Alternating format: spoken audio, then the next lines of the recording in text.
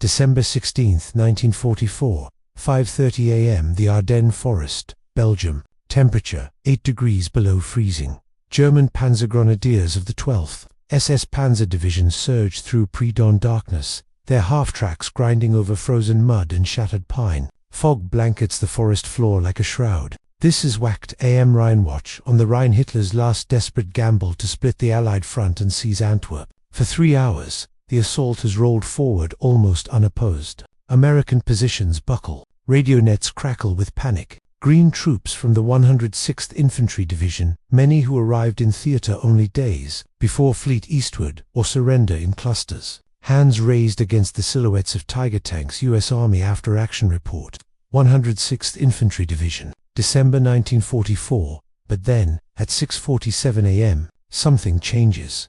A single American forward observer, huddled in a foxhole near the crossroads hamlet of Dom-Butgenbach, keys his radio handset. His voice is steady despite the cold gnawing his fingers. He transmits 6 numbers: a grid coordinatant, a terse fire mission, fire for effect. Infantry in the open. Within 90 seconds, the horizon erupts. Not one battery responds. Not 2. 18 guns. An entire battalion of M2A1 105mm howitzers positioned 11 kilometers to the rear open fire. Simultaneously. Field Artillery Journal, March 19. The shells arrive in a single, catastrophic salvo. 64 rounds impact within a 400-meter square. The lead German company disintegrates. Men vanish into geysers of frozen earth and steel fragments. Half-tracks flip like toys. Survivors stumble backward, ears bleeding, into the smoke. The German battalion commander radios his regimental headquarters, voice tight with disbelief. American artillery. Immediate, exact. Bundesarchiv, intercepted transmission log, December 1944. He has no answer. His doctrine proven across Poland, France, and Russia holds that artillery requires minutes to coordinate, longer to mass fires from multiple batteries. The Ardennes offensive depends on speed, breakthrough before the Americans can organize. But the shells keep falling. Every time his infantry advance, the world explodes. Every attempt to concentrate armor draws thunderous steel rain within moments. The Americans, it seems, possess a supernatural ability to see through fog and forest, to strike with the speed of thought itself. This is not supernatural. This is mathematics, radio waves, and ruthless organizational efficiency. But to the Germans grinding westward through the Ardennes, it feels like facing an enemy who has rewritten the rules of war. Rewind 6 months. Normandy, June 1944. General Field Marshal Erwin Rommel inspects defensive preparations along the Atlantic Wall. Certain that German firepower, the vaunted 88mm gun, the Nebelwerfer rocket battery, the concentrated might of panzer divisions, will hurl any invasion back into the sea. He knows the Americans are coming. He knows they possess material superiority, more trucks, more tanks, more of everything. But Rommel believes, as does every officer in the Wehrmacht, that German tactical excellence and the defensive advantage will offset Allied numbers. Rommel papers. Ed Littlehart, 1953. Artillery, in the German view, is a ponderous beast used for prepared bombardments, slow to respond to fluid combat. The Blitzkrieg formula relies on air power and armor for decisive strikes, with artillery providing only supporting fires. That the Americans see it differently. By mid-1944, the United States Army has fielded the most lethal, responsive, and abundant artillery force in human history. Not the biggest guns, the Soviets have larger calibers. Not the most technically advanced German optics remain superb, but the deadliest system, doctrine, communication, production, and training fused into a killing network that can place concentrated fire anywhere, anytime, with a speed that defies the era's technology. U.S. Army Field Manual, FM 6240. 1944. The numbers tell part of the story. By D-Day, American and British Commonwealth forces deploy over 13,000 artillery pieces in northwest Europe, from 105mm pack howitzers to 240mm. Black Dragons capable of hurling a 360-pound shell, 23 kilometers. U.S. Army Ordnance Department Production Report, June 1944. American divisions operate with organic firepower the Germans cannot match. A standard U.S. infantry division musters 48 105mm howitzers and 12 155mm guns in direct support, plus access to corps-level heavy battalions. German divisions in the same period often scrape by with half that number, and replacement tubes, ammunition, and prime movers grow scarcer each month as Allied bombers savage rail lines and factories. Oberkommando Day, here's strength returns. May 1944, but raw numbers alone do not explain the terror German soldiers feel when American shells arrive. The secret lies in integration, an invisible advantage the Wehrmacht never fully grasps until it is far too late. Three technologies converge in American hands by 1944. The SCR 610 FM radio, perfected by engineers at Motorola and Galvin Manufacturing. The Fire Direction Center FDC system, a doctrine refined at Fort Sill, Oklahoma, by young artillery officers who treated gunnery as science rather than art. And the G-mounted forward observer network, which places trained eyes and radios within sight of every enemy movement. Technical Manual TM 11-487, 1943. Together, these elements compress the kill chain from target acquisition to shells impacting into a window measured in seconds, not minutes. The Germans, relying on telephone wire and dispatch runners, operate in a different temporal reality. They are fighting a 1918 war with 1944 consequences. Consider the mechanics. A German artillery battery receiving a fire mission in 1944 must relay the request by field telephone back to battalion headquarters, where staff officers calculate firing data using tables and slide rules, then telephone the solution forward to the gunzer process, requiring 5 to 12 minutes under ideal conditions, longer if wire is cut by counterfire. Artillery Training Directive, 1943. The Americans, by contrast, empower forward observers to call fires directly via FM radio to the FDC, a mobile nerve center where trained enlisted men, often college students with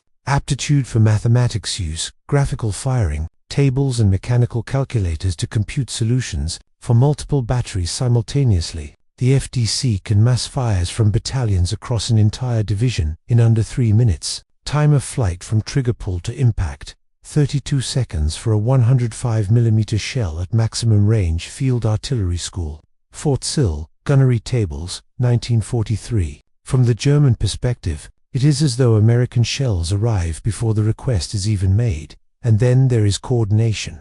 U.S. doctrine permits any forward observer to call on any artillery unit within range, breaking the rigid hierarchy that chains German guns to specific infantry regiments. An American lieutenant spotting a panzer column can summon not just his division's guns, but corps artillery, naval gunfire from offshore destroyers, and even heavy bombers, all through the same communication net. FM 6220. Tactics and Technique, 1944. The Wehrmacht has no equivalent system. Their artillery remains balkanized, slow, and increasingly outgunned. Back in the Ardennes, as dawn breaks on December 17th, the German advance falters. Entire battalions pinned down under rolling barrages they cannot suppress or escape. Officers scream into radios for Luftwaffe support that will never come. Allied fighters own the sky. They call for counter-battery fire, but their own guns, starved of fuel and ammunition, respond weakly or not at all. The panzers, those feared steel leviathans, halt rather than push forward into the kill zones. American observers paint with mathematical precision. One German soldier, captured near St. Vith 3 days later, tells his interrogators a simple truth that echoes across every front where American artillery operates. We could fight your tanks, we could fight your infantry, but we could not fight your artillery. It was everywhere, always, and it never stopped. Prisoner of war interrogation report. Schaef G2, December 1944. But how did this advantage emerge? What invisible hand guided American shells with such ruthless accuracy? And why, despite knowing the threat, could the Germans never answer it? The answer lies not in a single weapon, but in a revolution, one forged in peacetime classrooms, proven in North African sand, and perfected in the hedgerows of France.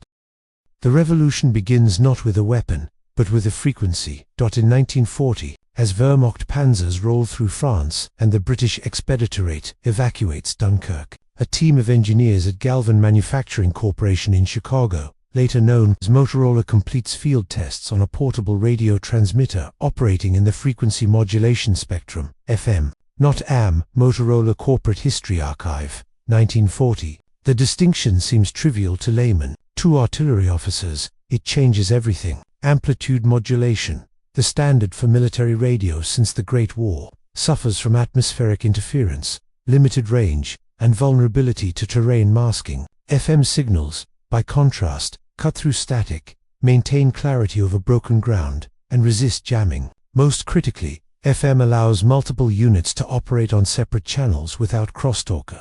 Technical breakthrough that permits the decentralized command structure. American Artillery Doctrine demands Technical Manual TM 11-487, Signal Corps Radio Sets, 1943. By June 1944, every American artillery battalion in Europe operates a network of SCR 610 backpack radios, -619 Seychelles rupees Jeep-mounted sets, and larger -399 Seychelles rupees command post radios. All FM. All Interlinked Signal Corps Procurement Report, 1944. Forward observers, often junior lieutenants fresh from Fort Sill, ride in jeeps directly behind the infantry spearhead, radios crackling on their backs. They can see the enemy, they can talk to the guns, and they can do it instantly, without waiting for permission, without relaying through layers of command. The Germans, still dependent on telephone wire that shellfire severs, and motorcycle couriers who die on contested roads,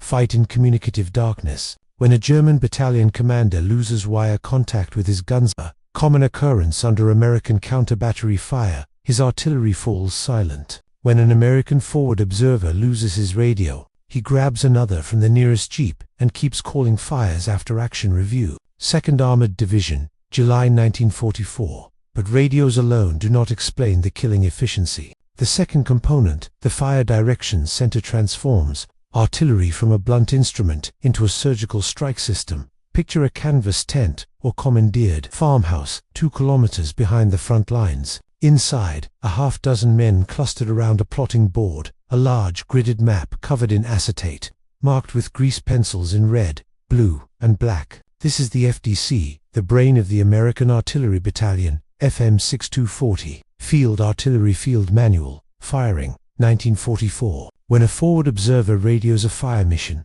infantry, coordinates for 72958, will adjust. The transmission reaches the FDC within seconds. A enlisted specialist, often a draftee with a year of college mathematics, plots the target on the map, measures the azimuth and range to each firing battery, and consults pre-computed firing tables that account for propellant temperature, barrel wear, altitude, and even the rotation of the Earth. Graphical firing table. Howitzer, M2A1, 1943. Within 60 seconds, he has calculated 6 firing solutions, one for each battery in the battalion. He relays the data. Battery A, deflection to 840. Quadrant elevation 315. Charge 5. Fuse quick, 1 round. The guns fire. The observer radios. Right 50, add 100. The FDC new firing data goes out in 20 seconds. The guns fire again. Fire for effect.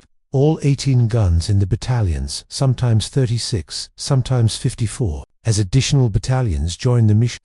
Coordinated salvos that blanket the target in a single devastating hammer blow. Field Artillery Journal. The FDC system in combat, March 1945. The mathematics are elegant, the killing is industrial. Contrast this with German practice. A Wehrmacht artillery battery receiving a fire mission must send a request to the battalion commander, who personally approves and calculates firing data, often by hand, using logarithmic tables before relaying the solution back to the battery bundle. HDV 481/90.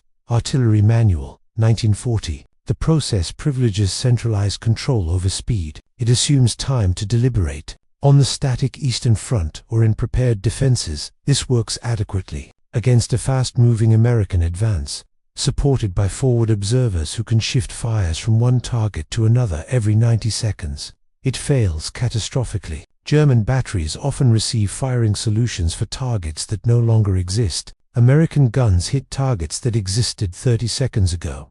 The third component, massed fires doctrine. American artillery officers, trained at Fort Sill under instructors who studied Great War lessons obsessively. Embrace a principle the Germans never fully adopt. An observer can call on any gun. U.S. Army Field Artillery School Yearbook, 1942. A single lieutenant with a radio can summon not just his own battalion's 18 tubes, but every gun within range. Division artillery, corps artillery, army-level heavy guns, even naval gunfire, if coastal battleships are in range. The system is called massing fires, and it allows the Americans to concentrate overwhelming firepower on fleeting targets. A German company caught in the open, a panzer platoon refueling, a command post identified by aerial reconnaissance. The effectiveness is quantifiable. During the Normandy breakout in late July 1944, the U.S. First Army's artillery fires an average of 18,000 rounds per day, some days exceeding 30,000. First Army G3 report,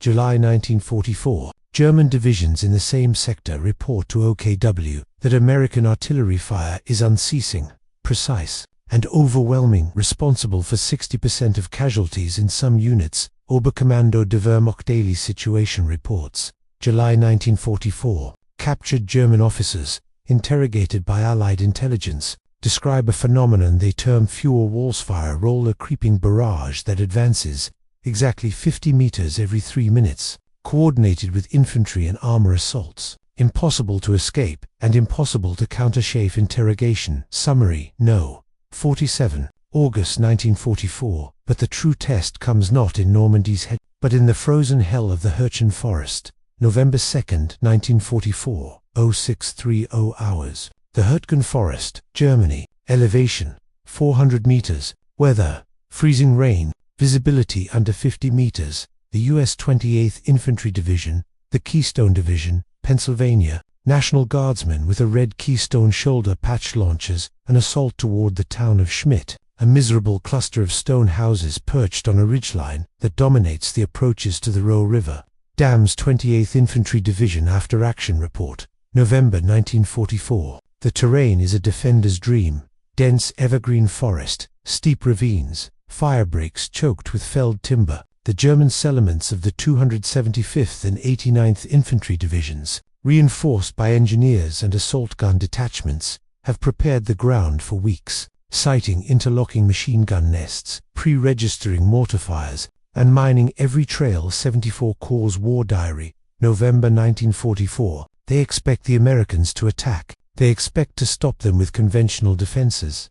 They do not expect what happens next. At 0630, American forward observers from the 28th Division's 3 artillery battalions, the 107th, 108th, and 109th Field Artillery radio fire missions, simultaneously. Within 4 minutes, over 200 guns respond. Divisional 105s, Corps level 155mm howitzers, and even 8-inch guns from Army artillery groups, stationed 15 kilometers to the rear.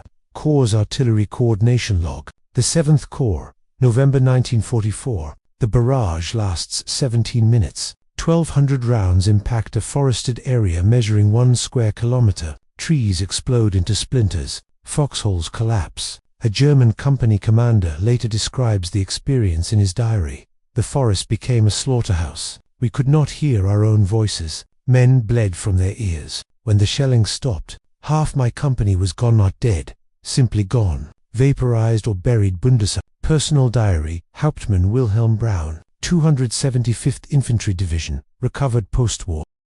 The American infantry advances behind the barrage. German survivors, too stunned to resist effectively, surrender or retreat. By 1100 hours, the 28th Division's leading elements reach Schmidt. The objective is taken, but the forest is vast, and the Germans counterattack with reserves. Panzer Grenadiers from the 116th Panzer Division rushed south from reserve positions. 116th Panzer Division War Diary, November 1944. They retake Schmidt on November 4th, pushing the Americans back across the Kaul River Gorge in brutal close combat. But every time German infantry mass for assault, American artillery tears them apart. Forward observers, dug into hillside positions, with clear lines of sight, call fires continuously. The 105mm battalions fire until barrels glow cherry red and crews rotate every 30 minutes to avoid heat exhaustion. Despite the freezing temperatures, 107th Field Artillery Battalion History, 1945. One German battalion commander, Major Friedrich Fuhr, radios his regimental headquarters on November 6th, advancing is suicide. American artillery responds before we leave our start lines. They see everything. They hit everything. Request permission to withdraw. Intercepted radio message. Schaeff G2, November 1944. Permission is denied. Feuerstein's battalion attacks. Within 18 minutes, it ceases to exist as a fighting formation. Casualties exceed 70%. Most from artillery fragmentation. The 74th Corps' casualty returns. November 1944, the battle for Hürtgen Forest drags on for weeks, a grinding nightmare of attrition that costs both sides dearly. The Americans suffered 24,000 casualties in the forest between September and December. U.S. Army official history. The Siegfried Line Campaign, 1963. But German losses are worse. Entire divisions ruined, replacement pools exhausted, and in every after-action report, every interrogation, every diary entry recovered from the dead, German soldiers returned to the same theme: American artillery, omnipresent and inescapable. By late 1944, the psychological impact is measurable. German soldiers develop acute anxiety at the sound of jeep engines, knowing American forward observers ride in jeeps. They fear cloudless days, when American spotter aircraft, tiny Piper Cubs flown by artillery officers, orbiting lazily over the front, can see every movement and adjust fires in real time. Field Artillery Liaison Pilot Training Manual, 1944. They dig deeper, move only at night, and refuse to concentrate forces, even when tactical logic demands it. The fear is not irrational. American counter-battery fires, guided by radar sets that detect enemy muzzle flashes and compute firing positions automatically,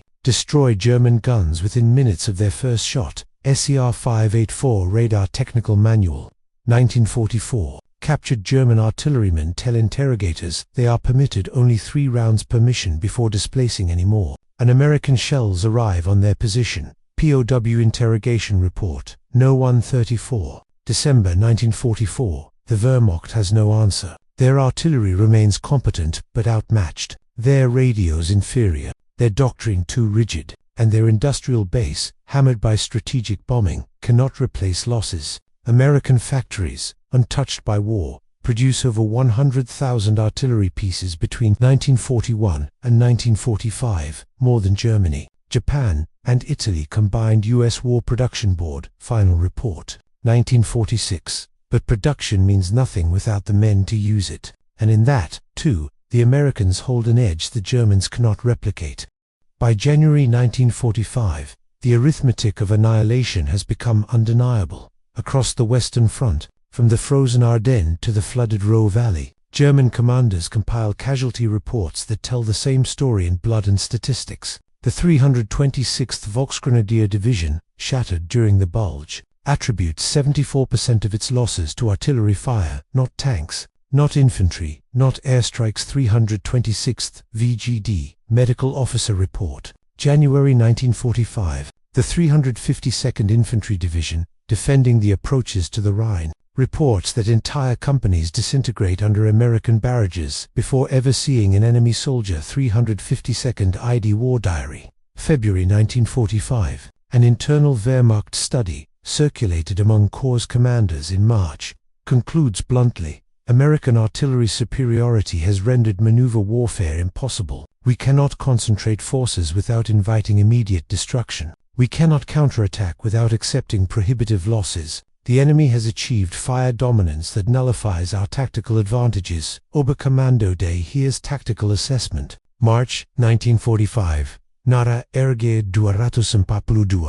The psychological toll cuts deeper than the physical. German soldiers, interviewed in POW cages from the Rhineland to the Ruhr, describe a pervasive helplessness, a sense that the Americans possess godlike vision and reach. One Panzer Grenadier captured near Remagen in March tells his interrogators, "You cannot hide from them. They see through fog, through forest, through darkness. The shells arrive before you hear the guns. There is no warning, no reprieve. You simply wait to die." Schaeff PWD Morale Assessment, March 1945. This is not the confident Wehrmacht of 1940, certain of its superiority. This is an army that has learned to fear the invisible enemy, the American forward observer with his radio.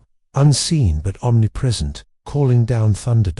The fear is justified. By early 1945, American artillery procedures have evolved into a killing science of terrifying efficiency. Forward observers now routinely employ missions time on target where multiple battalions, firing from different positions at different ranges, calculate their fire so that all shells arrive simultaneously, denying the enemy even the few seconds warning that sequential salvos provide FM 6240. Amendment 3, January 1945. A TOT mission involving 6 battalions 108 guns can place over 300 rounds into a 400-meter square within a 5-second window. The Germans have no counter. Their own artillery, starved of ammunition and prime movers, fires sporadically and ineffectively. Captured German fire direction maps, examined by American intelligence, reveal batteries that have not displaced in weak static, vulnerable, waiting for the counter-battery fires that will inevitably find them. First Army G to Intelligence Summary.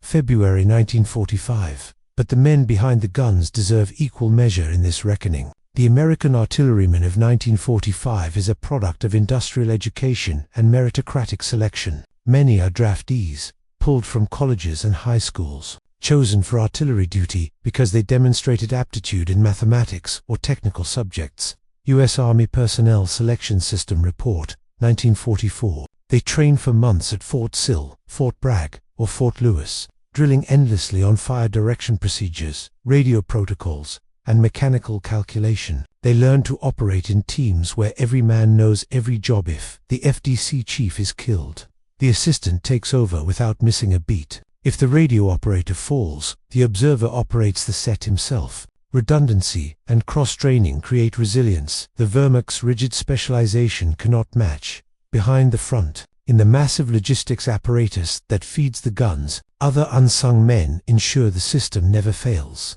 Ordnance technicians, many of them civilian engineers in uniform, maintain the guns and compute barrel wear corrections that keep fires accurate even after thousands of rounds. Ordnance Department, Field Maintenance Manual, 1944. Transportation Corps, truckers, driving endless convoys through rain and snow, deliver ammunition to forward dumps often under fire, always under pressure. A single American infantry division in offensive operations consumes 300 tons of artillery ammunition per day. During the Battle of the Bulge, daily expenditures exceed 500 tons. First Army G for Logistics Report, December 1944. The trucks keep rolling, the shells keep coming. The German logistical network, by contrast, collapses under Allied air interdiction and fuel shortages. By March 1945, some German batteries ration their ammunition to 10 rounds per gun per day, while American batteries across the river fire 10 rounds per minute. 7th Army Artillery Expenditure Log,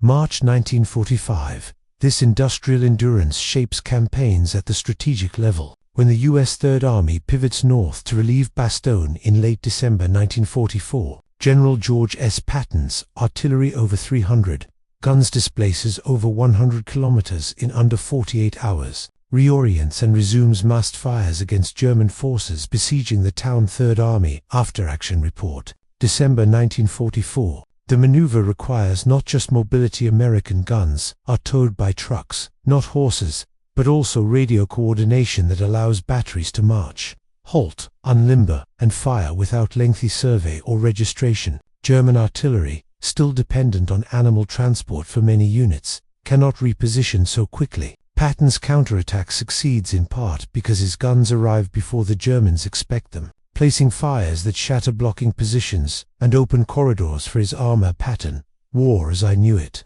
1947. The psychological dominance extends beyond the battlefield into prisoner cages and interrogation rooms. U.S. strategic bombing survey teams, interviewing captured German officers in the war's final months, document a recurring theme: loss of confidence. One artillery major, formerly an instructor at the Wehrmacht's gunnery school, admits, "We taught our students that German gunnery was the world's finest precision, discipline, holy coordination. Then we met the Americans. Their system is not more precise than ours, but it is faster, more flexible, and inexorable. They have turned artillery into a form of air power, omnipresent, responsive, overwhelming, We had no doctrine to counter it. Us Strategic Bombing Survey. Interview 342, May 1945. Another officer, a division commander captured in the Ruhr pocket, offers a simpler assessment. Your artillery won the war, not your tanks, not your infantry. Your guns chafe intelligence. Summary, April 1945. The war ends, the guns fall silent, but the lessons echo into the future. In the decades following 1945, American artillery doctrines, the FDC system, the Forward Observer Network, the massed fires philosophy becomes the foundation of NATO gunnery. The US Army refines the system in Korea, where artillery accounts for an estimated 60% of communist casualties and enables United Nations forces to hold defensive lines against numerically superior Chinese assaults. US Army Combat Operations Analysis Group, Korea Study, 1952. In Vietnam, fire support bases fortified artillery positions surrounded by infantry perimeters project. American firepower across hostile terrain, with forward observers calling fires from helicopter gunships and jungle clearings. Field artillery in Vietnam, 1973. The technology evolves. Computers replace graphical firing tables. GPS replaces survey teams. Precision-guided munitions replace area fires, but the core principles remain unchanged. Speed, coordination, and overwhelming response. The Gulf War in 1991 provides a full-circle moment. Iraqi forces, trained in Soviet doctrine and equipped with competent artillery, face the American system's modern descendant, digital fire-controlled networks, multiple launch rocket systems with 40-kilometer range, and forward observers equipped with laser designators, calling not just artillery but also close air support through integrated command networks. US Army Field Artillery School, Desert Storm After-Action Review, 1991. The results mirror 1944. Iraqi units attempting to maneuver are destroyed before closing with American forces. Prisoners report the same helplessness German soldiers described 5 decades prior. An enemy who sees everything, strikes instantly, and cannot be answered. The human cost of the American artillery advantage is difficult to quantify with precision, but estimates provide scale. Post-war studies suggest American artillery was responsible for 40 to 60% of German casualties on the Western Front, far exceeding infantry, small arms, or armor. US Army Operational Research Office. Historical Study, 1952. In the Hürtgen Forest alone, German medical reports attribute over 8,000 casualties directly to shell fragmentation and blast effects.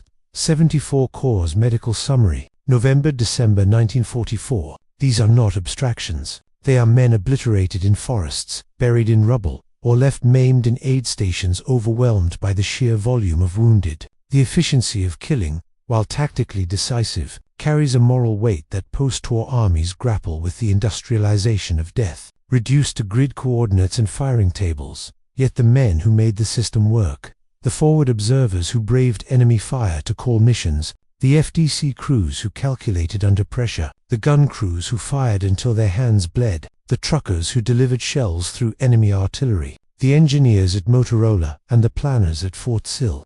These men transformed artillery from a supporting arm into a war-winning weapon. They proved that in modern war, integration trumps raw power, that communication determines survival, and that the side which can concentrate force faster than the enemy can react, holds an advantage no amount of bravery can overcome. The final word belongs not to a general or historian, but to a German soldier, anonymous, his words recorded by an American interpreter in a POW camp near Reims, April 1945. We were good soldiers. We fought well, but you made us irrelevant. Your radios, your mathematics, your endless shells, they made courage meaningless. In the end, we could not fight ghosts who killed from beyond the horizon. PWD Interrogation Archive. Nara RG 389. The lesson is universal and enduring. In the calculus of modern war, the ability to see, decide, and strike before the enemy can react is worth divisions. The Americans learned it, mastered it, and wielded it with industrial ruthlessness. The Germans learned it too, but only after the shells had already fallen, and the war was already lost.